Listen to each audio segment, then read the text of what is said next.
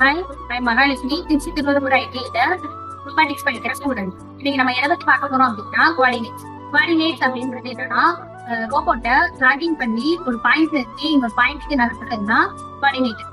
நம்ம லாஸ்டாவா ரீச் பண்ணிட்டோம்ல 6 விதமான கோஆர்டினேட்ஸ் இருக்கு. அந்த கோஆர்டினேட்ஸை பத்தி இந்த வீடியோல விரிவா பார்க்கலாம் வாங்க. கோஆர்டினேட்னா என்னென்னு இன்ட்ரோடக்ஷன்ல பார்த்துருப்பீங்க. இப்போ அதை பத்தி விரிவா பார்க்கலாம் வாங்க. டிஸ்பிளே ஏரியால இந்த கை மாதிரி இருக்கிற இந்த ஐகான் தான் வந்துட்டு ஜாயின்ட் கோஆர்டினேட்டு.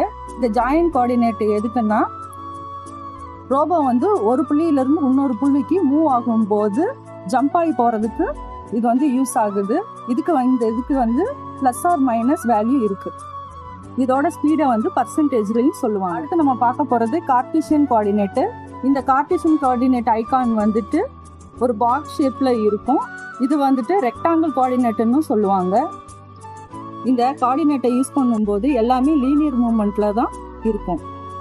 அடுத்து நம்ம பார்க்க போகிறது டூல் கோஆர்டினேட்டு. டூல் கோஆர்டினேட் எப்படின்னா டூல் ஷேப்பில் இந்த ஐகான் வந்து காட்டும். இதுதான் டூல் கோஆர்டினேட்டு. இது வந்து யூஸ் பண்ணி நம்ம டிசிபி செட் பண்ணுவோம். அடுத்து நம்ம பார்க்க போகிறது வந்து யூசர் கோஆர்டினேட்டு.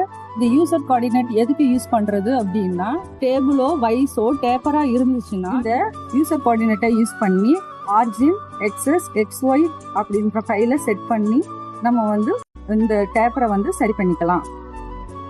இப்போ நம்ம பார்க்க போகிறது என்னன்னா டீச்சிங் லைன் கோஆர்டினேட்டு.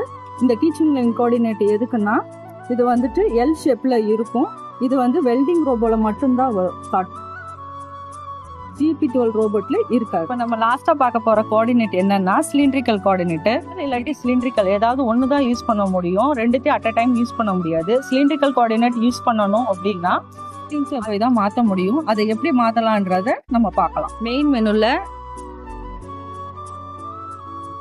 செட்டப்ல டீச்சிங் கோஆர்டினேட்ல போனோம்னா இங்க 6வதா வந்து ரெக்டாங்கிள் அண்ட் சிலிண்ட்ரிக்கல் அப்படின்னு இருக்கு பார்த்தீங்களா. அதில் வந்துட்டு இந்த இப்போ ரெக்டாங்கிளாக இருக்குது, அதை வந்து நம்ம சிலிண்ட்ரிக்கலாக மாற்றிக்கலாம். இப்படி தான் வந்துட்டு நம்ம சிலிண்ட்ரிக்கலை வந்துட்டு செட் பண்ண முடியும். இப்போ பார்த்தீங்கன்னா இங்கே வந்து சிலிண்ட்ரிக்கல் கோஆர்டினேட் மாறிடுச்சு. ஒவ்வொரு கோஆர்டினேட்லேயும் ரோபோவை எப்படி மூவ் பண்ணலான்னு அடுத்த வீடியோவில் ப்ராக்டிக்கலாக பார்க்கலாம். Okay, thank you.